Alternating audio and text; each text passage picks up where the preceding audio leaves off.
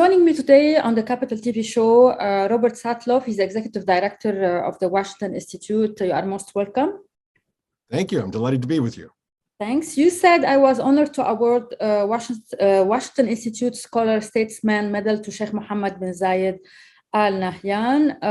And during a rare interview with him, following the award, the Crown Prince discussed his motivations for making peace with Israel. After we will watch this part of the speech of Sheikh Mohammed in your interview, I want your comment. Why peace now? Summer of 2020. Why? It's a very good question. This is a very important question. I have to go deep into it. سؤالك مهم جدا. ليش نحن قررنا على هذا القرار الكبير للسلام؟ حقيقة هناك وجدنا فرصة. قررنا أن يكون هناك علاقة دبلوماسية. هذا قرار بالنسبة لنا مهم لأسباب كثيرة. واحد، للفلسطينيين أنفسهم. اثنين، لإرسال رسالة واضحة للعالم وللمنطقة أن نحن ساعين لهذا السلام. ثلاثة، هي رسالة نحن ورثناها من المؤسس الشيخ زايد رحمة ربي عليه.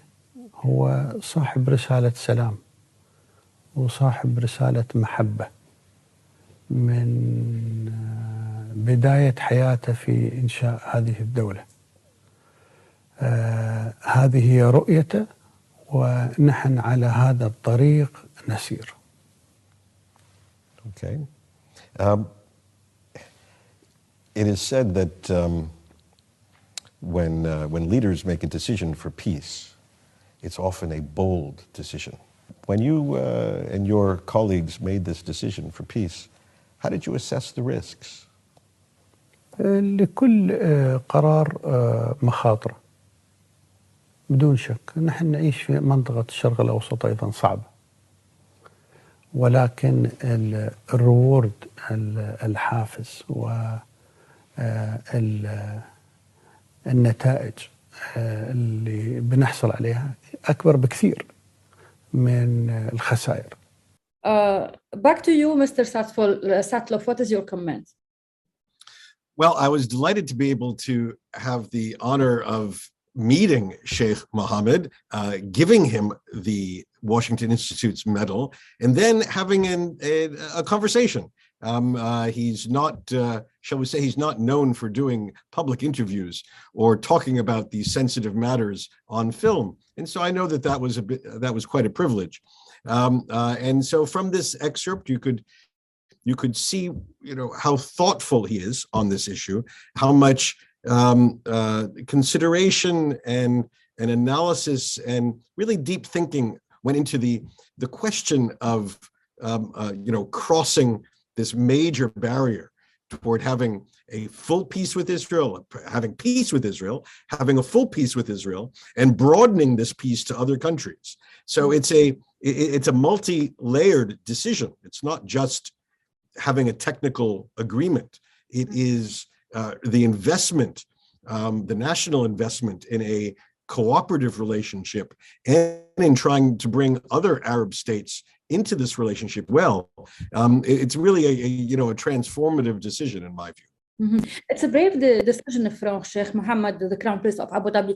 How much this step or this move changed the vision in the Middle East? It's a new start. It's a new era, in your opinion? Well, I agree with you that it's brave. I mean, Middle East peacemakers, when they're especially venturing into an unknown territory, take risks. And we all know stories, and we all know leaders who've paid great price like for these risks. Like Anwar Sadat, like Yitzhak Rabin, leaders. I mean, not all leaders thankfully, have to pay that ultimate price. But it is not unknown. And so I think one has to recognize that this is a really significant step. Now, it is absolutely true that the Emirates and Israel never fought a war. And therefore, the level of deep personal, emotional angst and connection is not the same as it is with, say, other Middle Eastern countries. But on the other side of the equation, you have this enormous leap that the Emirates have taken to full peace, political, cultural, economic, people to people, extraterritorial, extraterrestrial into outer space, and the decision to broaden this urgently to other countries. So what it lacks in that historically emotional context, it makes up for in the breadth of it. And so I do think it's a very broad, a very brave step. And I think it has the potential to be transformative. I mean, we're seeing things that are happening already, such as the solar water deal between the Emirates, Jordan, and Israel, which could be transformative. This is why This is why I wanna quote you. You said, "Terrific to see a first-generation peace partner, Jordan, join with an Abraham Accord leader, UAE, in a massive environment, economic, energy project with Israel supporting by USG. Congratulations, Maaloof and Mazal Tov." This is very meaningful. How we can translate it in politics? No, I mean, what we're seeing here is,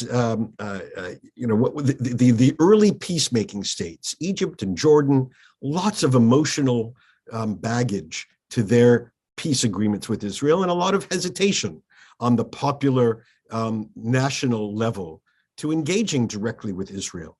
Now, 25 years later, the Emirates has raised the bar and has made it possible to do what was not possible before.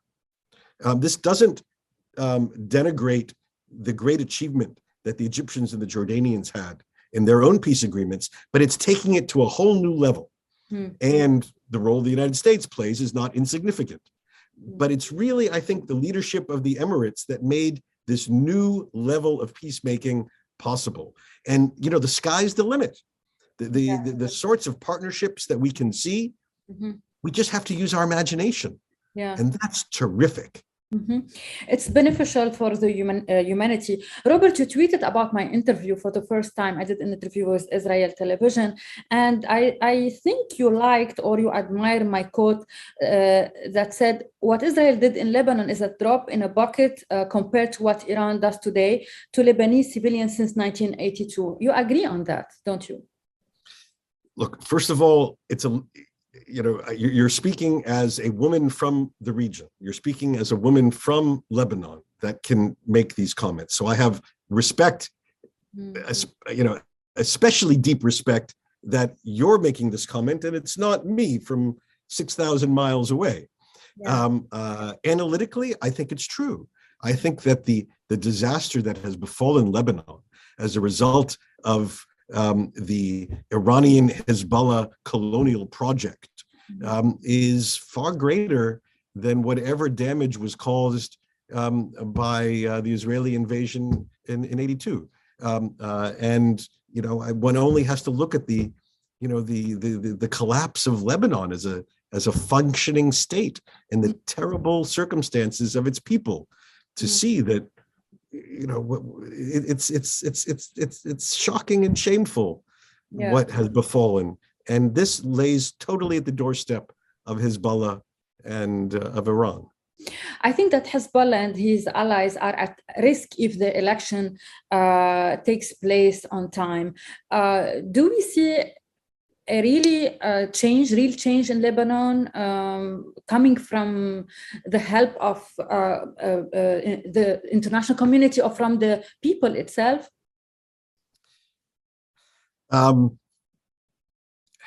So far, the international community has not brought about a positive change in Lebanon. We've either focused elsewhere or we're too reluctant to demand the implementation of our own, say, Security Council resolutions about Lebanon. I do hope that the elections proceed on time, because there is the real possibility of breaking the stranglehold of the 2/3 majority that Hezbollah and its allies hold. I'm not so Pollyannish to believe that the opposition in Lebanon is going to win outright, but they can break the stranglehold, and that begins the process of changing Lebanon, and that would be a huge step forward. Do you think there must be a role in the Lebanese caucus in the Congress to proceed in executing the 1559 law? Look, I would love to see the United States put its weight behind the full implementation of Security Council resolutions regarding Lebanon. These were resolutions approved years ago that have never been implemented, regarding Hezbollah and Hezbollah's weaponry. And if the Security Council wants to be a serious institution, then it needs to take its resolution seriously. What is your opinion on Lebanese Jews gathering in their embassy in Paris?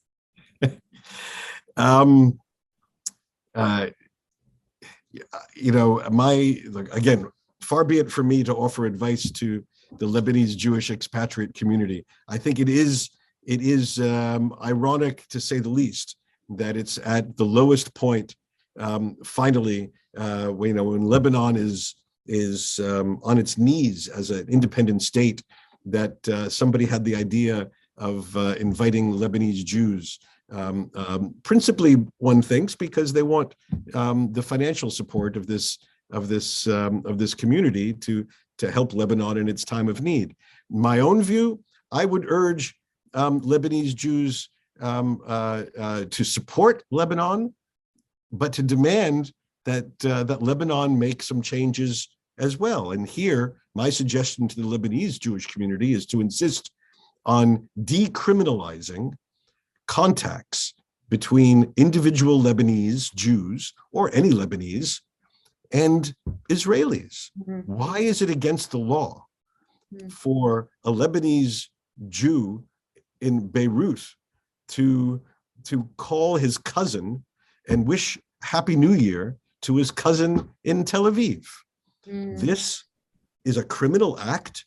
It would seem to me that if the government of Lebanon is eager for the support of the Lebanese Jewish community, the least it can do is decriminalize human-to-human contact between people.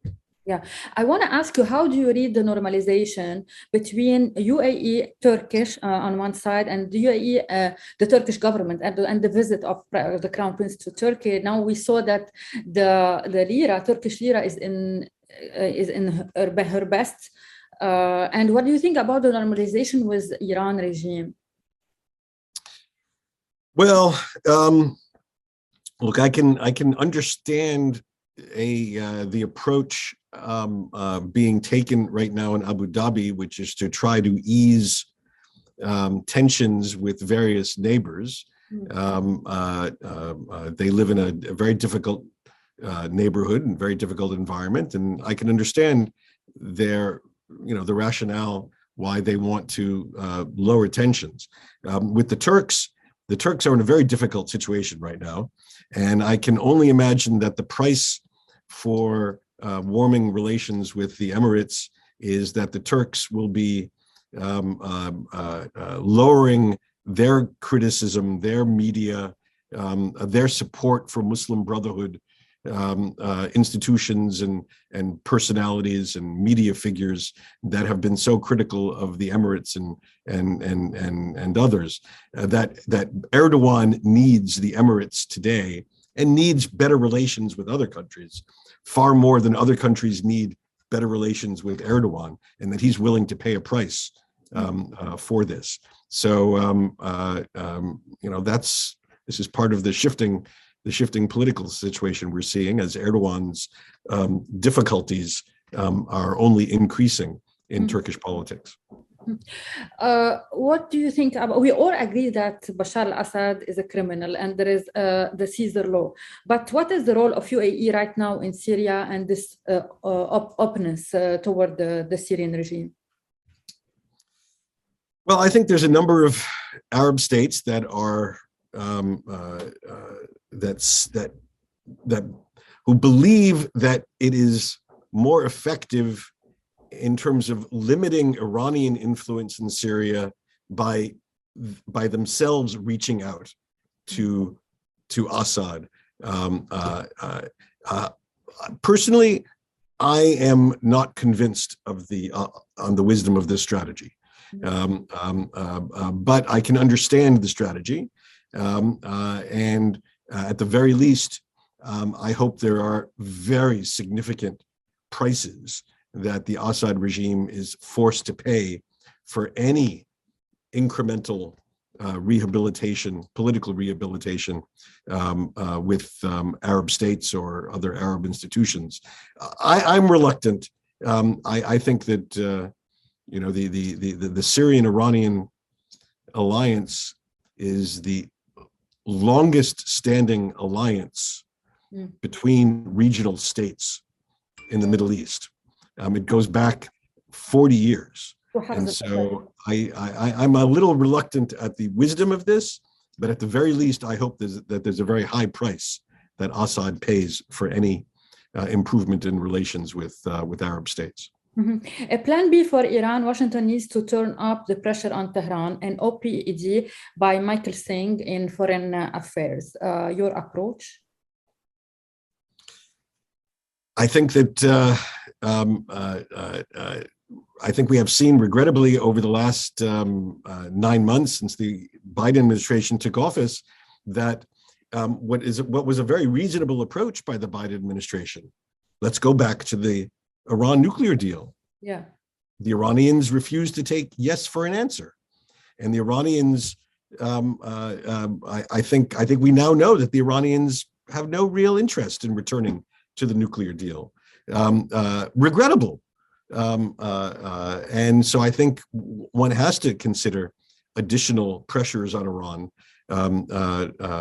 because one wants to avoid an even worse situation, which requires America, Israel, some combination thereof, to use military force to address the Iranian nuclear violations. And we would all much prefer a diplomatic solution, but it seems quite clear, and here I agree with my colleague, Mr. Singh, that it will take additional pressure on Iran to compel them to accept restrictions on their nuclear program. Mm-hmm. Robert Satloff, thank you so much for your time. Thank you for being with us. It's a pleasure to speak with you. Hey, Maria Maaloof here. Please click to like and subscribe to Maria Maaloof TV YouTube page and catch our hottest interviews and most compelling analysis. You will not get it anywhere else.